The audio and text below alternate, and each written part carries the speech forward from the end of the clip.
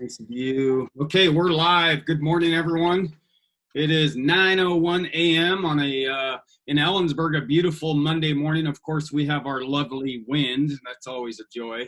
And I have Brandon with me. He's in Yelm. He says it's a little cloudy over there, but that's okay. So my name's David Douglas, or Dr. D. I've started doing these interviews. I want to interview as many people as possible to talk about life as a person in recovery. I'm a person in recovery myself because of access to treatment and resources and ongoing support in many ways. I haven't had to drink or use drugs in any way, shape, or form since March 25th of 2007. I live an amazing life today in many ways, and it's all because of my life in recovery. And the work that I get to do today has really pushed me to want to find an individual's path to recovery, whatever that means for them. And it can be through a 12-step program. It can be through a religious organization. It can be through an exercise program. It doesn't really matter to me. I just want to help people find their path to recovery. So that's part of why I'm starting these interviews. So if you have an interest and you're a person in recovery and you'd like to be interviewed, shoot me a message through my page and we can get you set up to do that. So sitting virtually next to me is Brandon Vance. He is a person in recovery, and I interviewed Danielle last, you might have seen that, and he shot me a message and said, hey, I'd like to be interviewed. So here we are. So good morning, Brandon. How are you? Good morning. I'm doing good. Good. So let's kick this off. I like to keep these at about 20 minutes. So we'll see how that goes. But let's start with this. What is recovery to you? So recovery to me is definitely a new way of life. Recovery for me, what it does is it provides me the tools necessary in my life to keep me in the right direction. Before I found recovery, I was lost. I was a very miserable person. I was angry, and I often found myself in a lot of trouble. So recovery for me it's a fresher breath air. It provides me the steps and the tools I need to keep my head level and to maneuver through life and have the tools to get me through hard times. So it's essential. Nice. Yeah, I like that. The couple key things I wrote down is, one, you said a new way of life. Right? I mean, people in recovery, we can really identify with, a former way of living. I actually did a short video today on morning rituals. I remember life in active addiction. My mornings sucked. I mean, that's just how it was. And so I've created positive morning rituals for this new way of life. And then I also like that you said a breath of fresh air. It really gives you an opportunity to kind of reboot and reevaluate your whole life moving forward. So thank you for sharing that. And share with our viewers, how did you find a path to recovery? So my path to recovery took me some time. In 2014, I got incarcerated and had to go into a prison sentence. And I got out, and unfortunately, I had to go back for a bit longer. So it was toward the end of my prison sentence. My son was born while I was incarcerated, and I was getting ready to release from prison, and I didn't have no plan. I didn't know what I was going to do, where I was going to go, what my future looked like, but I knew that I had been tired of being incarcerated. So before I found recovery, my life consisted of prison and drugs, and I got stuck in that cycle for a very long time. And so anyways, right before I released, I knew that I wanted to stop getting high. And so I found this clean and sober house out in Yelm, and I was originally out of Pierce County, Tacoma area. And so I applied for this clean and sober house. They accepted me, and I released from prison to the clean and sober house. And when I got there, I went to my first NA meeting, and I wasn't too sure if that's what I wanted. I was away from my kid.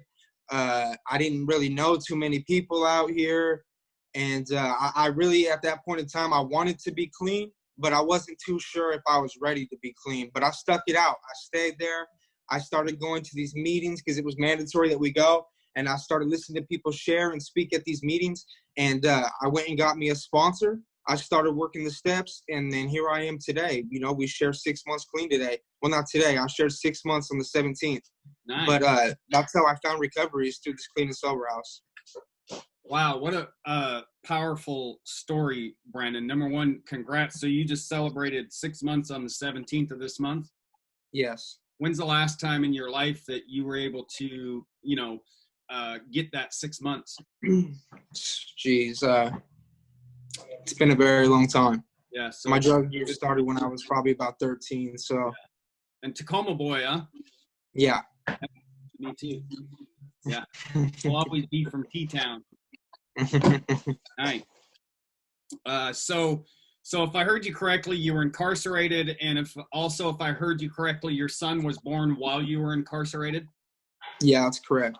So talk to me for a minute, because I love the father-son relationship, and I think that's a really important one. So did that motivate you to shift your life? If I'm gonna be honest, no, it didn't.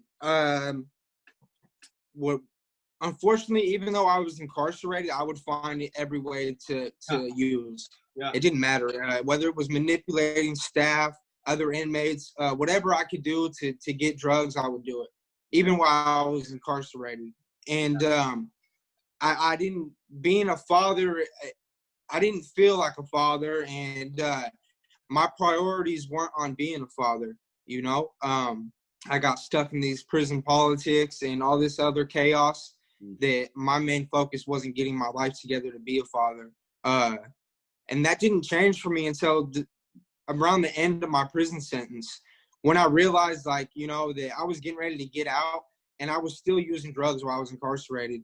And that really scared me, because here I was getting ready to get out of prison, and I've been in prison, going on 3.5 years on that sentence, and I hadn't done anything to try to change my ways or my behavior.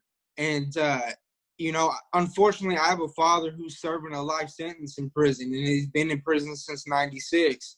And so I know what it feels like to be outside without a role model, a male role model in my life, a father, and I remember how painful and how bad that hurt. And so that's when I really sat down and had to ask myself, like, what am I doing and what am I going to do? Because my son needs me as a father. Yeah. Yeah. This was right about, I think I was about 90 days away from my release. So that was your shift, as you started thinking about your own father and him having a life sentence and you not having him, and you're coming up close to getting out, and you started thinking about your own son. Well, yeah. See, I had the amazing experience when I was incarcerated. Right, I got to go to the same prison where my father was, and we became cellmates. So I got to live with my father for some months, and we just had some really long conversations. And at first, it was very awkward because me and my dad didn't know each other. Yeah, we talked on the phone when I would go and see him, but one thing he'd always tell me is how sorry he was, and that if he could change it, he would. And that stuck with me. That really did stick with me, to see, the empathy he had for me and the sorrow he had. And he used to always tell me, don't be like me. You have a chance to get out and do something, and you have a boy who depends upon you. Take that chance and run with it. Wow. And, my dad didn't know that I was using while I was locked up. He didn't know none of that stuff. I was doing that, in my own time. But hearing him say those things to me, they started, little bits and pieces of the things he would say would just stick with me, and that's what really made me realize, what am I going to do? Yeah. So that gave you the motivation to kind of do things different when you got out. Right. Yeah, that's a powerful story. So you were incarcerated for a while. I'm curious, because I kind of work, I want to work towards criminal justice reform, and right here in little old Ellensburg in Kittitas County, this jail is allowing resources into the jail to help individuals. I was incarcerated, you were incarcerated. What kind of resources did you get access to while you were in to set you up for success when you were released? So,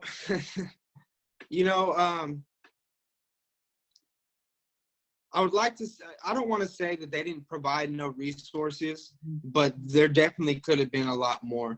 Yeah. The problem that I think we're facing, that inmates are facing on the inside, especially when they're in prison, is, you know, they talk about they want to reform you and they want all this positive stuff for you, but every prison is different. So every prison has different resources. They don't offer every prison the same resources that others do. So some have great resources where you have plenty of opportunities, where you can learn a trade, where you could get a degree, where you could do all these amazing things, but then you get transferred to another prison and you don't have those resources. Wow. And so for me, towards the end of my release, like, I couldn't get nobody to help me. Even though we have these classification counselors, like, I couldn't get nobody to go out of their way and try to help me find somewhere to release to. They were going to let me sit in there past my ERD, which I did sit in there past my ERD. I had to get up and find these places on my own. So the resources were very limited. They were limited. And that was in all areas, not just release. That was in education. That was in multiple areas.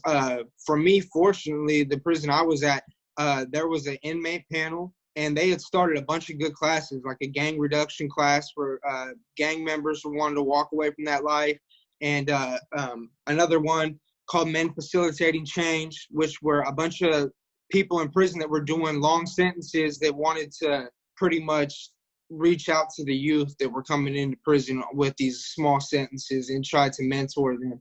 So the resources were limited, but I made the best of what I could. Good. Yeah, interesting.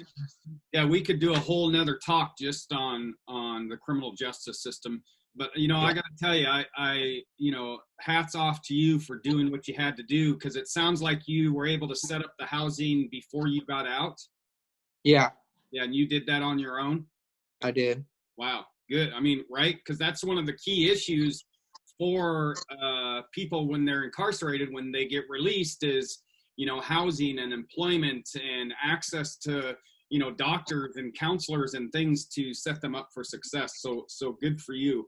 And that's a powerful thing. Again, we're going to shift gears here, but, you know, that you were in a cell with your father, right? Mm-hmm. And it sounds like, you know, while kind of awkward at first, you were able to glean something from him to shift you to where you're at today. And now how old's your son now? My son is 3 and he'll be 4 on August 11th. And do you have a relationship with him today? Today I have a relationship with him. That, my friend, is powerful. That's a powerful story, and that's really good. And I'm going to say this again. So, and I said this to Danielle, and I'm saying it to anyone out there, but especially to you, Brandon. I need you to get involved. You're literally right by Olympia. There's a gentleman. His name's Christopher Polos. He is the executive director of Reentry Services, and he's a formerly incarcerated man who is in recovery. My challenge to you is to seek him out, right? And get on the inside and help to do what? To build resources for other inmates when they're getting ready to get out. And gosh, part of my struggle living in Ellensburg, I wish right now with this conversation that I was where you are, because you're just a stone's throw away from where laws are made, where policies are changed, that you could be a change maker. So that's my challenge to you, that I usually wait till the end, but I didn't want to forget it.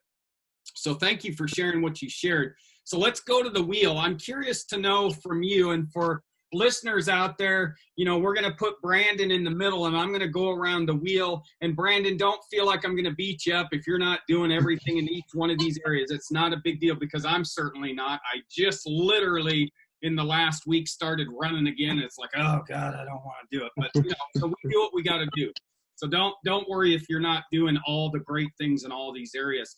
But let's start with family. So what do you see yourself doing as a person in recovery to support yourself as an individual, and then to support in all ways being a member of a family? Well, for me, family is really important to me. You know, my family's got a long history of struggling with addiction, my side of the family. And a lot of us have gotten ourselves together So we're close and we talk, but I'm really close with Danielle's family. Like, they've supported me throughout my whole journey outside of prison. And like, you know, I'm wanted, needed, and loved in that family. And the only reason that even is a thing for me is because recovery's taught me how to be a completely different man. Today, I'm no longer a man that's selfish, full of hatred or anger. Like, I can love others and I can be responsible. Like, today, I have morals and values, and whereas before I didn't have those things. So family didn't mean nothing to me before. It was all about me, whatever benefited me and how I. Yeah, that's good. I like that, you know, and you really speak to the heart of it. And the two words I wrote down is love and responsible, right? And responsible isn't just about, you know, having a job and bringing home money or whatever that case may be, but being responsible in that I'm guessing you're more available to the family that you are interacting with. And here's what's a really cool thing for you, because I'm a dad and you're a dad, and I don't know how old you are, but my son turns 30 and he's a person in long-term recovery. And then my grandson's turning 10 this year, you know, and we, you included, we've broken the cycle. That's powerful stuff. And people, you know, think, oh yeah, that's great. But if you think of family systems, you know, as your children grow up, you are showing them that you've broken the cycle and your family can be different. So, and it's great that, you know, hearing that Danielle, your fiance's family, supports you and is there for you, because the reality is recovery works, right? And when families see the power of recovery, they're like, yeah, we're in, because our family also, they see the side. But we don't hear enough about the power of recovery. So good for you. So let's talk about, and when I say education, it doesn't have to be, you know, going to college necessarily. It could be going to trade, or maybe just educating yourself on a different area. But when I say that word education in recovery, what does that mean to you? Education. I think education is extremely important.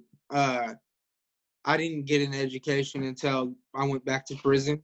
That's where I got my GED, and I was able to do something for myself. I definitely believe that people need to take it serious.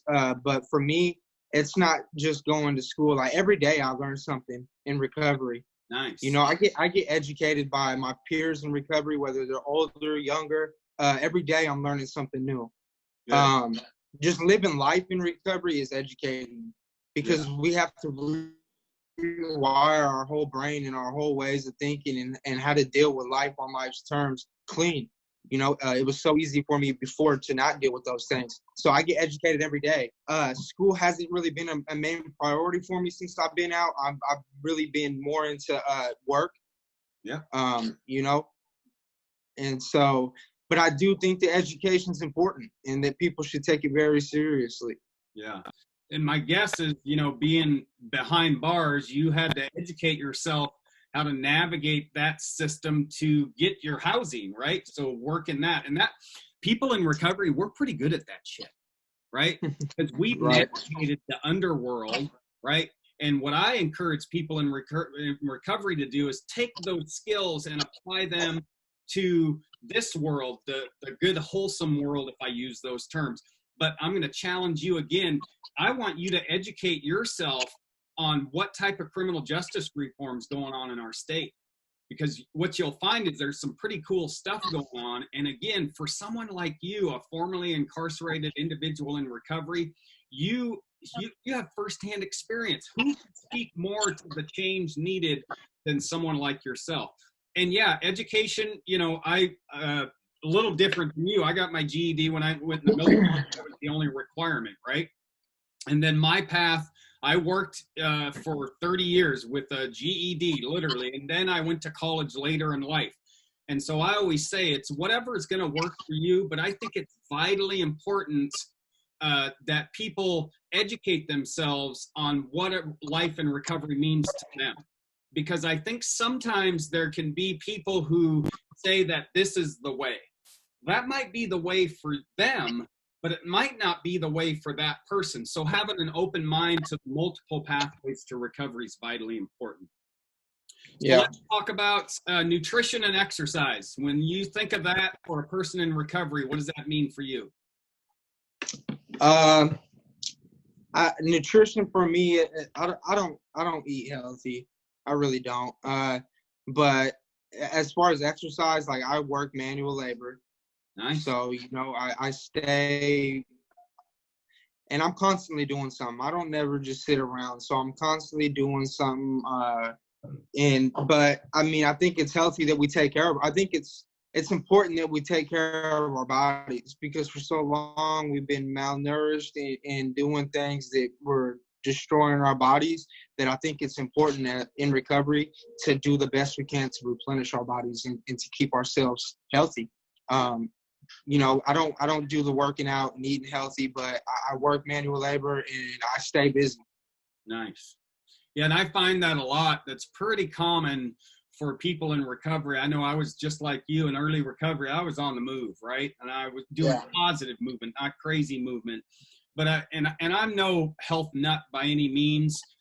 We've been joking in my house. My wife says, "You're eating salad this week," because I ate a lot of junk food, right? And it's like, yeah, okay, I'll do that.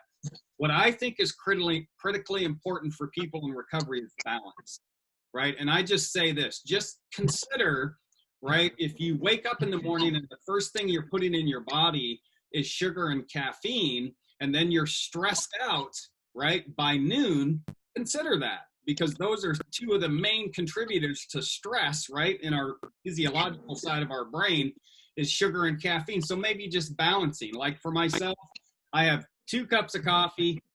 That's it. And I know energy drinks are kind of the thing now. My son drinks them, but I know even for him, he says he has 1 and he kind of just sips on it all day, so to speak. But I think it can be a tough thing for people in recovery, because we get into early recovery and we take away the drugs and the alcohol, whatever we're using, and we almost try to replace it with legal forms, sugar, caffeine, whatever the case may be. So having a balance. And then moving, you said it, Brandon, I'm on the move. And again, I'm not out running marathons and climbing mountains, and I said I ran this morning. It's like, oh God, okay, I'll go for a run. I hike a ridge once a week. And again, it's balance, right?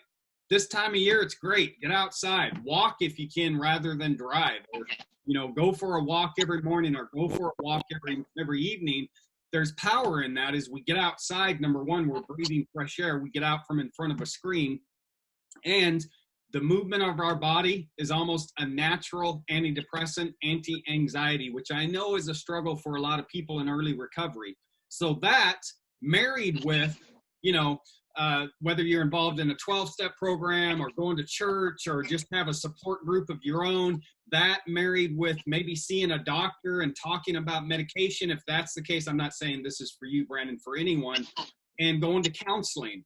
All of those together, man, it's a powerful, powerful thing. So nutrition and exercise, for me, it's about balance. You don't have to be, completely crazy with it. If you want, great, but it's balance. So last area, Brandon, we're almost going to wrap this up, is community. When you hear that word community as a person in recovery, what does that mean to you? So for me, my outlook on community is like, I'm a member of a 12-step program. So I go to Narcotics Anonymous. I work the Narcotics Anonymous steps. I read the Narcotics Anonymous literature, and I surround myself around peers that are in Narcotics Anonymous. And that's a big community out here where I'm at, especially in the Olympia area. Like, we have a huge community of people in recovery. And we do all kinds of big things together. Like I like to be of service when I can be. So community to me, like, I've met some of the most amazing people that have amazing stories of their walk of life and that are in recovery. And we're a community. They check in on me. They ask how I'm doing, what's going on with me. They invite me to come out. Like, they're deeply engaged in their recovery. And if you show your face to a meeting, they're going to reach out to you and check on you and make you a part of that community. So community is a huge thing for me. It really is, because what it does is it gives me the support I need, and it surrounds me around people that are doing the same things with their life that I'm doing with mine. So it doesn't leave me no room for people in my life that are negative, that may be using, or that don't want the same things that I want. Nice. Yeah, that's good. So it sounds like you have a strong base of community that helps you and supports you and you know, staying on the recovery side of things and helping others. I heard you talk about service. I know the 12-step community, it's strong on service to that community and helping other people outside of that come in and find recovery. So that's good. And I've done this a couple times with this, and this is specific to you, Brandon, is I want you to consider serving in a bigger way, because here's what we need. And this is to anyone listening out there. We see the damage of addiction all the time, right? We hear about the latest star who's going crazy with drugs and alcohol. We hear about, you know, and we see it on the police blotter, the latest person. But what tends to happen is people get into recovery and they go silent. And what I need people in recovery to do is get involved in a big way in the communities they live in. I'm a member of the Kittitas County Board of Mental Health and Recovery, and I get to help guide our community in helping people find a pathway to recovery. I meet with stakeholders within the community who provide treatment, who provide housing, who provide employment. And I want to help anyone that wants it find their path to recovery. So while 100% you have a strong community of support, my challenge to you is to take that to a bigger way. Find out if Thurston County has a recovery and mental health board of their making, and see if you can be involved in that. And this isn't, there can be some misconception about anonymity. And because I'm a person in recovery, if I'm involved in a 12-step program, what happens in the meeting, if I go to a meeting and what's said in that meeting, that needs to stay anonymous, absolutely confidential. Yeah. That should be like that. But me as an individual, I can get involved in the community I live in and say, yeah, I'm a person in recovery and I want to help our community, help other people find the path to recovery. So, and this is to you, Brandon, and anyone else listening, wherever you're at in the world, get involved in the community you live in. We're going to wrap this up. And here's the other thing. And I get it, if your rights to vote have not been restored as of yet, hopefully at some point they can get restored. But we're a large constituency of voters, right? Vote for those people that are supporting criminal justice reform, supporting finding pathways to recovery rather than just pathways to a jail cell. Those are the important things that we need to do in the communities we live in. Brandon, you've been great. I really appreciate you coming on. Do you have any parting words? And this is for if someone's listening to this or watches it down the road and they're thinking, God, that recovery life sounds kind of cool, but I'm just not sure. What would you say to them? What I would say is that, you know, you're worth it, and you're worth everything that you dream of being and that you want to be, and that all you got to do is show up. That's it. When I first came into the rooms, I heard one thing that made me stay and made me keep coming back, and that was, it's okay not to love yourself. And if you don't know how to love yourself, we'll love you until you can love yourself. And that's what happened for me. So if they're struggling, I would say love yourself and give yourself a break. Yeah. Give yourself a break. Nice. I like that. Those are great parting words.